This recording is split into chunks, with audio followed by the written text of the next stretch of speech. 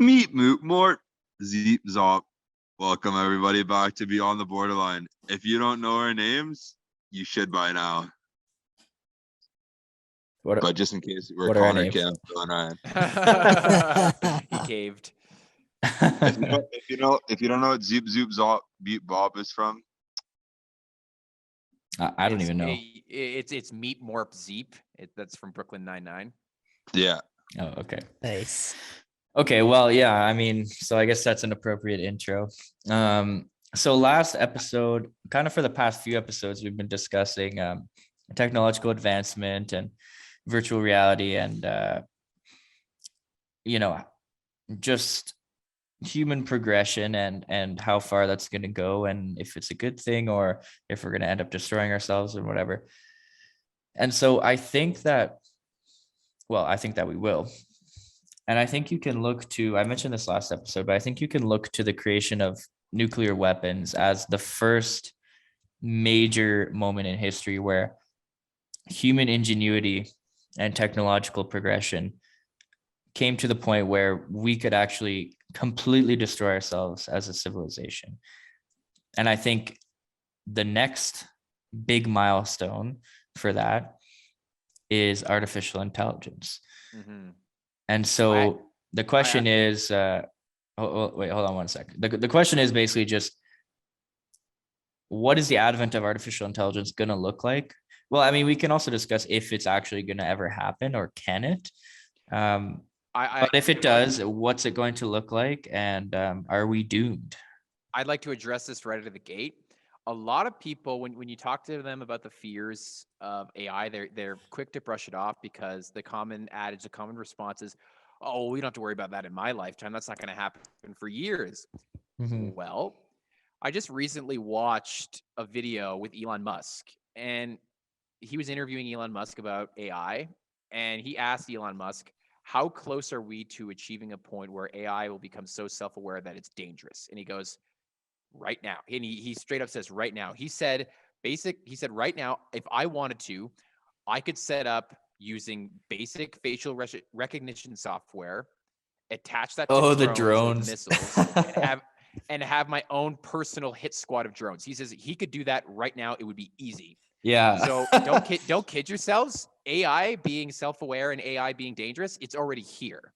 Dude, It's Elon Musk could easily become a supervillain right now. Oh, I know, but the point I'm trying to make is stop trying to push off what you think, or stop trying to push off the inevitable, because the inevitable it's reached us. That singularity point that, a lot of pop culture and science fiction films like to talk about, that point where AI becomes so self-reliant that it no longer has a need for us and it only sees us as a threat.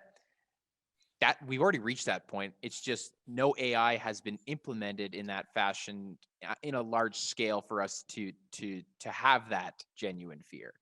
But as far as AI's capability, we are fully capable of developing that technology right now. It's nothing that needs to be researched. It's just it hasn't been done.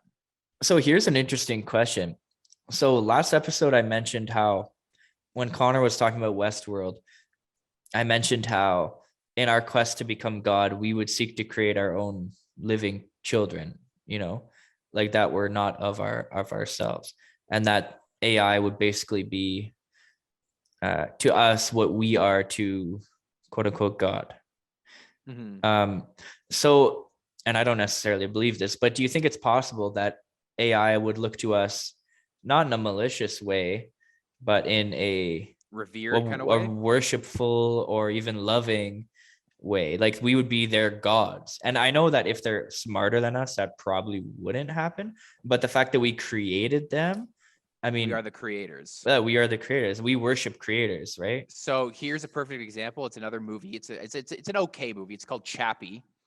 Mm-hmm. It's about this scientist in South Africa, I believe, who works for this tech company, and it's a military tech company where they've developed controlled AI for military purposes.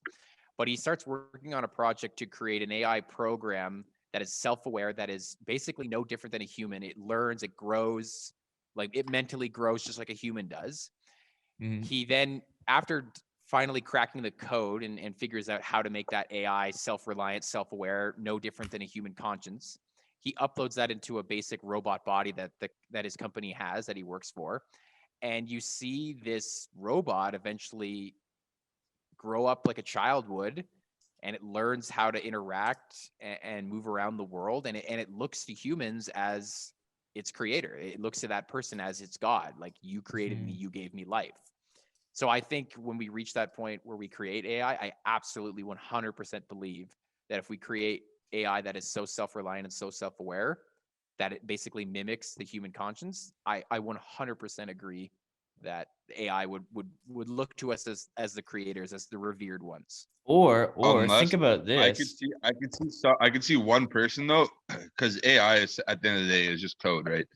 So I could see a conglomerate or someone or like a group, like I don't know what it is, but someone acting in a malicious manner and executing a code that makes that, you know, nurturing AI into something malicious that could destroy everything. So I feel like, but Connor, how is that how is that any different than nurturing a human being to destroy everything, right? You know, when you say, when you create AI and the functionalities that give them life and that give them purpose, it's just code. Well, I'm sure whoever created us, whether it's God or a highly advanced alien species, probably looks at our brainwaves and think, oh, well, that's just code, or whatever, however they attribute that. You know what I mean? I think, Ryan, your scenario is likely, but I kind of wanted to go back to Cameron's point at the beginning about how, like, in the eyes of Christianity, we are God's creation. So I like to take it back to like the Adam and Eve story, where there's just these two beings, and then in the Garden of Eden, there's this forbidden fruit, and there's this serpent that is egging them on, you know, just eat the fruit, just eat the fruit. So just like AI will be kind of symbiotic in a way to humans at some point, but as the realization of sin or turning against us becomes more prevalent, I think there's going to be that switch. So because Adam and Eve, like, they didn't know what sin was at that point. They they had to become more self-aware to reach that point. Right. Or there's also, conversely, if AI never truly develops any understanding of morality, they could just exterminate us and not feel a thing. Well, that's hard, because how do you like, human beings to this day, we still can't quantify morality. It's a thing you internally feel, like it's an ineffable gut feeling. So how do you go about programming that without understanding it fully? So I feel like in order for it would probably just be a natural development. Yeah, in order for an AI to have that capability, to have that feeling, you would have to write an algorithm, or you would have to be able to write a program that has at least some understanding of what that ineffable feeling is, so that it could one day too learn and understand and have that feeling as well. But I wanted to bring up the like creator thing. Like I wait one sec. I wanted to bring up the whole, like, what if they worship this idea, but I don't actually think that would happen, because, like, if you look at where the world is going with artificial intelligence as a technology, what's the reason we're creating it in the first place? We're creating it to make our lives easier. Yeah. Right. You see it already in grocery stores. There's almost no human cashiers left, right? It's all self-checkout and all that stuff. So eventually, as robots and machines and, eventually AI take over all these jobs that we don't want,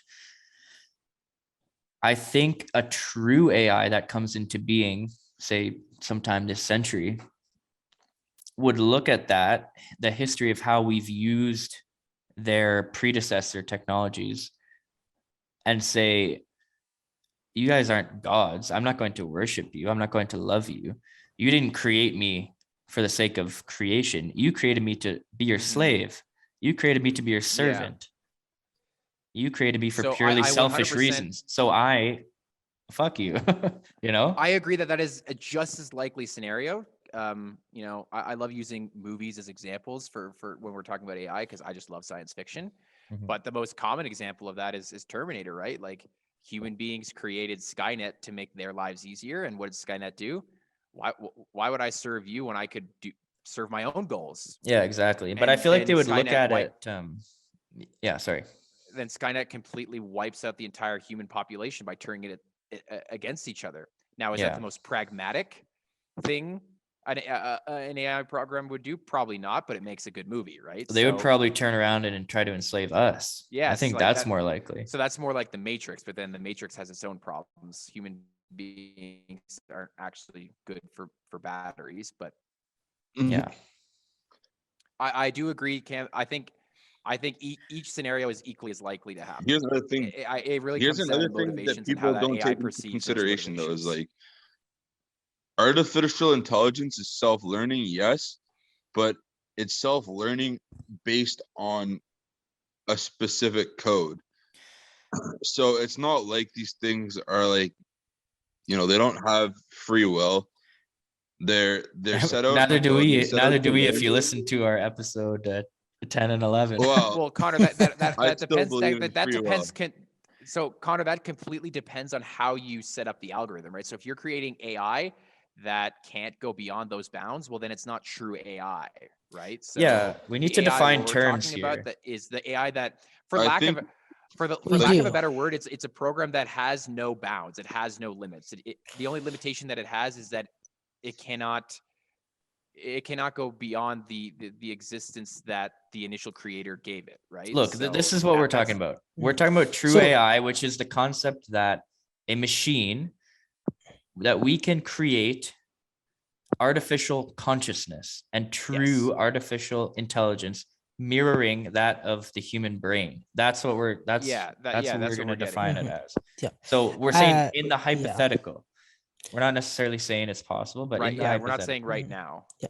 At this point in time, the only frame of reference that we have in the grand scale right now is AGI, which is artificial general intelligence. It's kind of the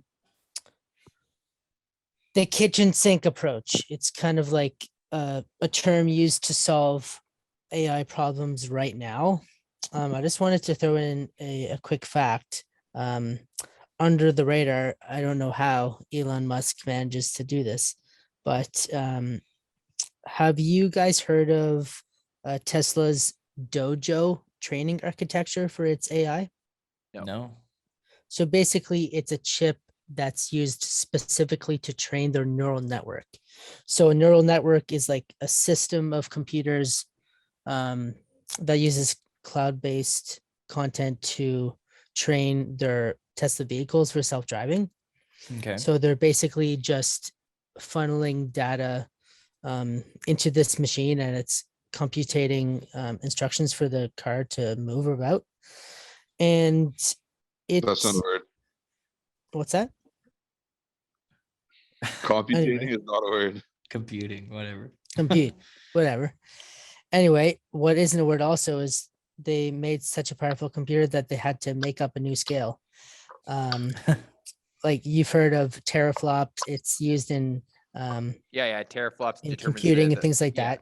determines the power of your they're GPU. Stuff Yeah, like they're that. calling it an exaflop, and it will Oh, perform fuck. 1 quintillion operations per second.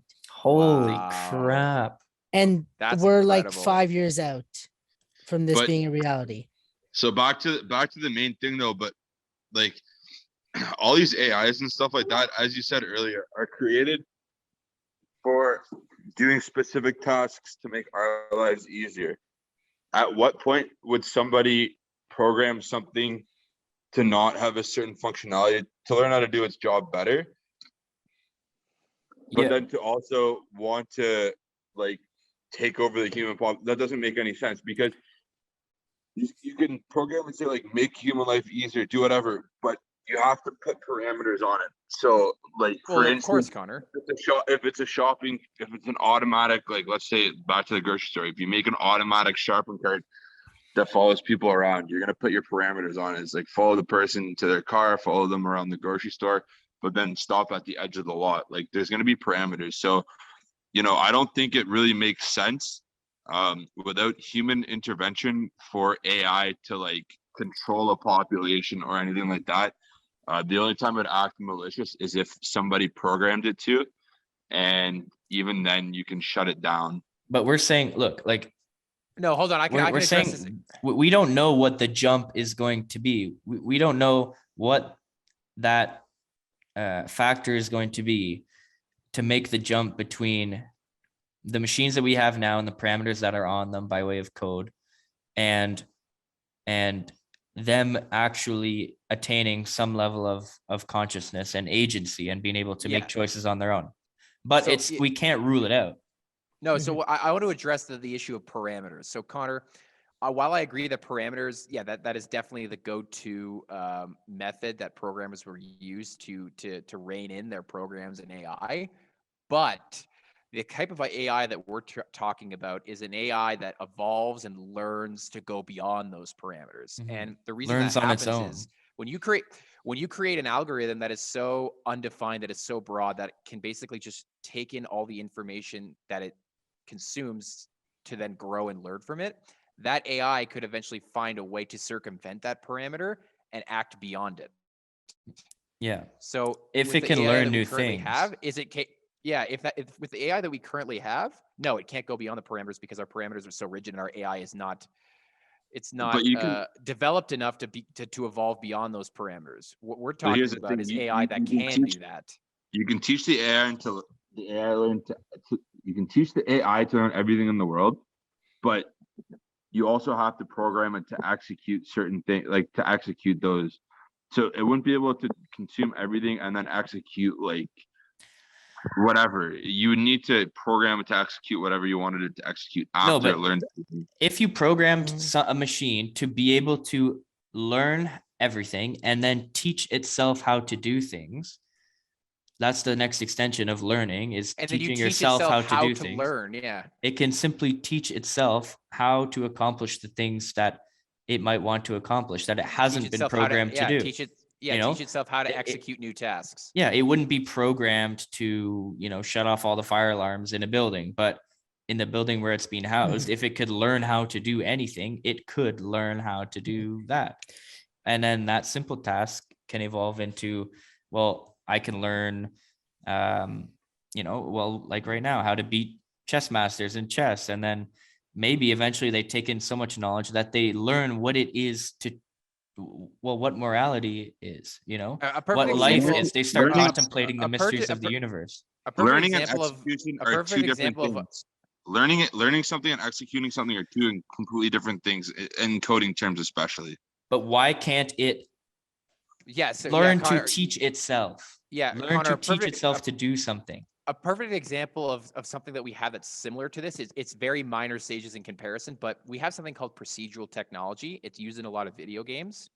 Now, what procedural technology does is programmers will write an algorithm that says you have these pieces to accomplish this ultimate goal. But that program then learns how to accomplish that goal in different ways using those pieces. And then you can have billions upon billions of permutations upon the way you want to execute that. So what we're saying is, when you write an algorithm for an AI that is self-learning, that is so self-reliant, it uses those pieces to teach itself how to execute things that you did not initially intend it to execute. But even that, true AI is even beyond that. Like the concept of true AI, like what we're talking about is basically machine learning, which is still getting pretty like theoretically close, the only way it's able to function is with as little parameters as possible. Connor, think about it this way. We weren't naturally programmed, or we weren't naturally designed to skate. So when human beings were created, they weren't naturally designed with the goal in mind that human beings will be able to execute the ability to skate on ice. But how did we do that? We figured it out and we taught ourselves.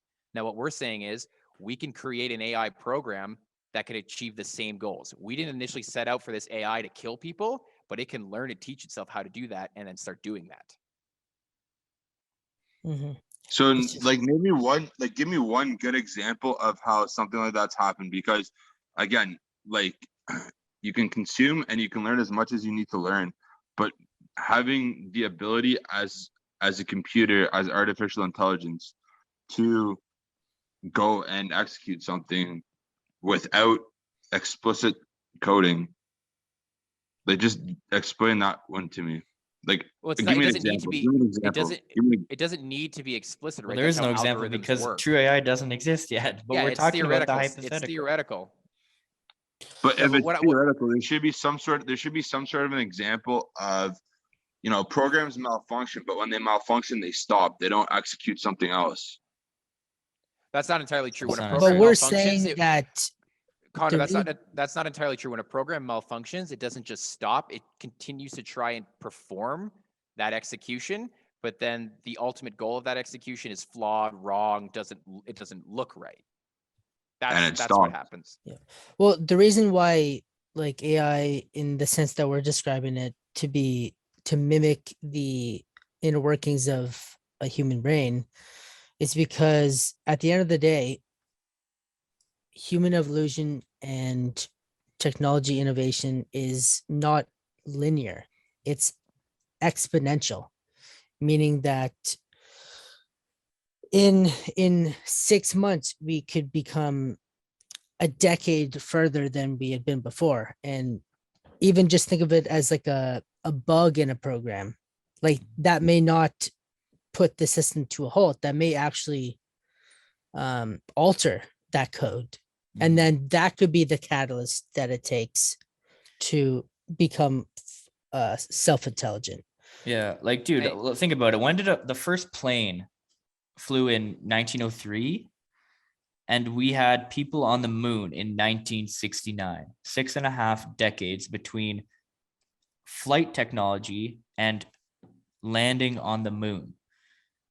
So I think, Well, I mean, no, and we're speculating in these conversations, right? But I have a perfect way to put this in perspective for Connor. Think about it this way: the first supercomputer that was ever built to deduce mathematical problems way more efficiently and way more faster than the human brain was developed in the 40s. There was a movie made about it called The Imitation Game, to crack a German code that was constantly changing. It was made to decipher a constantly changing German code.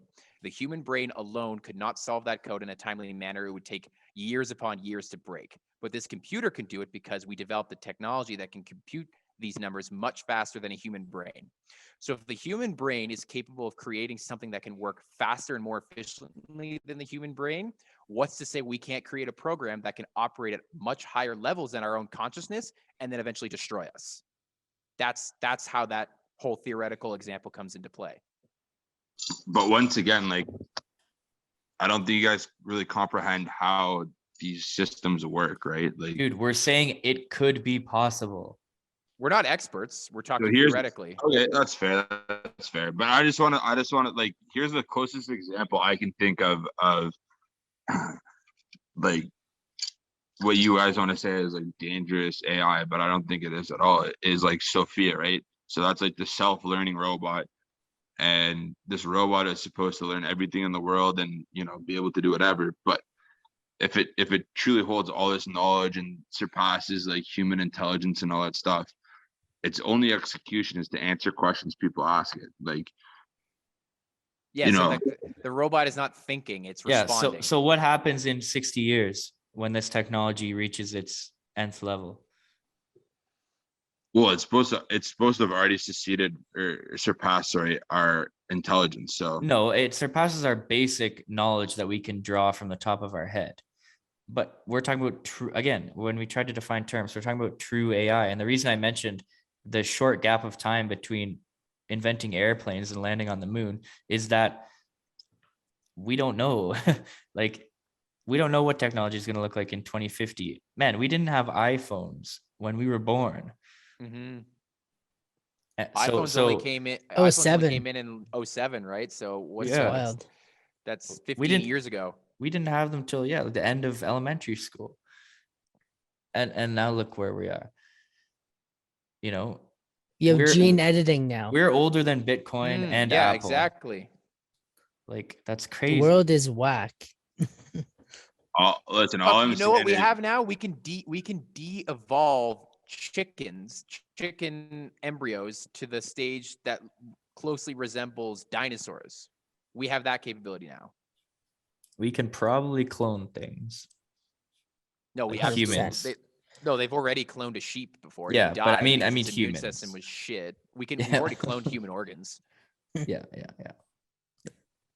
But then Well, there's that the whole other thing is, ethical, are we playing God? It's, like Yeah, exactly. there's some regulations, but I mean AI opens up, there's basically when AI becomes its own thing, like the regulation, like you just can't do anything about it. there's also the point that like human intelligence, I mean, at least as far as we know now, is fixed, in terms of the limits that we can reach. And we talked a bit about this in the psychedelics episode. Like maybe there are ways to trigger deeper understandings of the universe, and get to the meaning of everything. But human, as far as we know, our intellectual capacity is fixed, and yet machine learning has just been skyrocketing since the 50s, so at some point it's almost inevitable, if you take those two things to be true, that machines keep progressing whereas humans are fixed. At some point they're going to surpass us. Maybe it's 500 years from now, but at some point, with our help, and this is part of the discussion of we're going to destroy ourselves, but with our help, I think it's really possible, man. I 100% agree. yeah, all I'm saying is it takes a human for it to happen. It's not going to happen from, AI or whatever. I'm just saying it's going to be human intervention that screws everything up. Yeah. 100%. We are That our was own that was worst kinda what enemy. I'm trying to say is it's going to be a human that screws everything up, not AI or not a robot. It's going to be human beings. But Yeah, back to we'll your put it in motion. Yeah. not, but like, I would say I don't think that we flatline. Like think about, as you said, like airplanes to spaceships. Like now look at this. Like we have electric cars. I've even seen like prototypes and stuff like that for flying cars. So I wouldn't say we've hit a plateau quite yet. I mean, No. are we moving at the same level as what's been programmed by machine learning? I agree machine learning is a lot easier, but also it's a lot easier to transfer knowledge on a computer, right? You just can take like the hard drive or a USB or whatever and transfer whatever you need transferred over. Whereas you can't really just plug something into a human being and they know everything that the previous human being knew before. It's kind of a grim reality that we don't even really know what the future holds at the moment. Like it could also never happen. It could just be entirely impossible possible. to mimic the find human that brain. I find that unlikely. Yeah, well, I mean, the whole question is, it's kind of a question of like getting back to like laws of nature, quote unquote. Like again, when I'm talking about this shit, it's just in the kind of abstract hypothetical sense, but it could just be that that maybe it's not that we will, like, again, we're still motivated by our desire to become gods, and so we will attempt to create it, but it could just be a law of the universe that we just can't. You can't create artificial life It's on the that level of a human. it's that kind of theological barrier Yeah, just that you can't cross. yeah, some kind of barrier that, of course, we're seeking this power, we're seeking this ability, but we just can't do it. There are limits to us as mortal beings, and we age and we die. That's the biggest limit.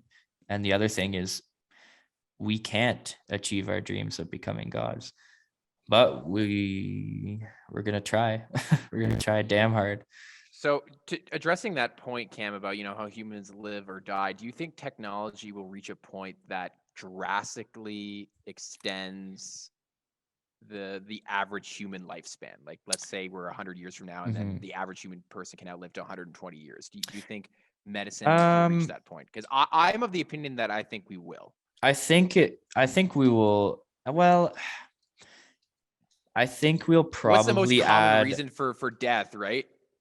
Well, the most common reason for death is the degeneration of our organs and the things that run our well, bodies, the most right? So common, if we to some extent, there's only so far we can go, because the most common reason for death is our own idiocy, like, well, maybe not the most common, but heart disease and a lot of cancers and all these terrible things, like smoking is a major, like, insane cause of death, and people, so maybe we'll be able to extend our average lifespan to like 100, 110, but there's still gonna be a lot of fuckers dropping off the face of the what I'm earth. It just saying sucks. is, It just what sucks if we how could good a develop drunk a dad way is, you to know? just complete? What if we could develop a What? way to completely make all of our organs synthetic? Like you make your lungs made out of Right.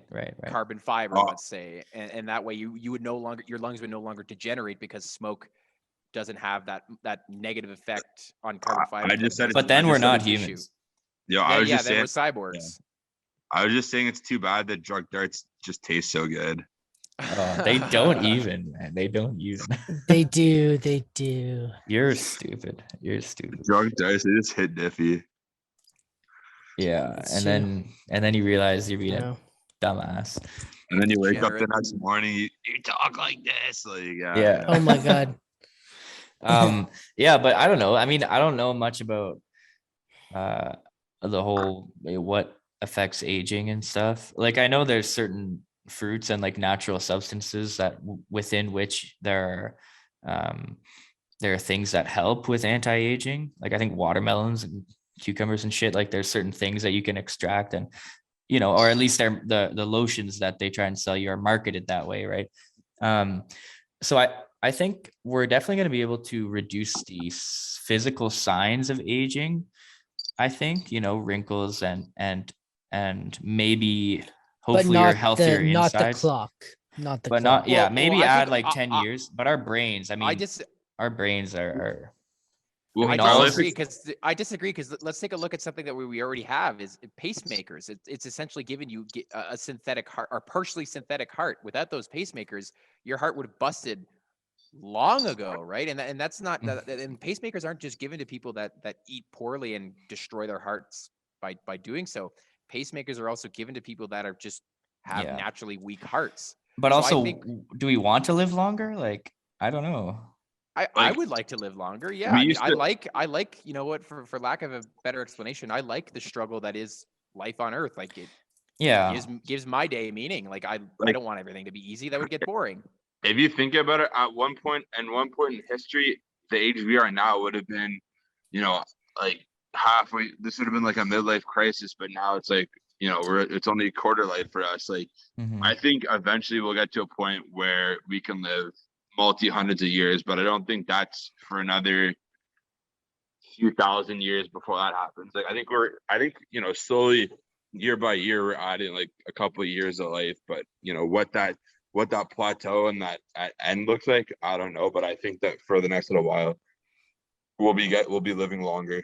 Yeah. There's also a lot of factors, though. It's like, first of all, we have to presume that we'll have a stable society. Like, for example, like, not all life expectancies are created equal. Like in Canada, we have around 81 years or whatever for men, and that's great. But you go to Russia and it's like 65. And Yeah, so they're living in the same world that we are, but I'm talking from a purely biological standpoint, right. not But then on who a has access to that, right? yeah. Well, I'm talking about a perfect world scenario. How long can an Yeah. average human live in a perfect world scenario when we have that, that hyper advanced technology that prolongs human organs and body parts? Yeah. Well, maybe we can discuss that next episode. We've only got a couple minutes left here, so yeah, I don't know. That could be next week's topic. I'm down. All right, let's do it. Am I closing out again, or someone else closing out today, boys? Well, I think all that's left to say is, first of all, we thank everyone that's listened so far. We've crossed, by the time this comes out, this is what, episode 17. So yeah, we're just really grateful to be able to put this out and actually have some people listen and care about the dumb things that we say. So so a huge shout out to everyone that's listened so far. Thank you for listening. Please continue to do so, because yeah, we're just gonna bring you guys some awesome conversations twice a week going forward. Look forward to some video coming in a couple months. We're figuring that out. It's a bit tough right now because we're living in different spots, but that's going to be coming soon. So a lot of exciting developments on the way. So please, guys, make sure you're staying up to date by following us on Instagram, on all our other socials, and Rate us yeah. 5-star, by the way, on Apple Music and on Spotify. Rate us 5-star, or Yeah, else we'll. That helps too. But yeah, we don't want to make this too long. But thank you guys. Please continue to support us. We're very appreciative. And yeah, I think that's my spiel. All right. Anyways, take care. Brush your hair.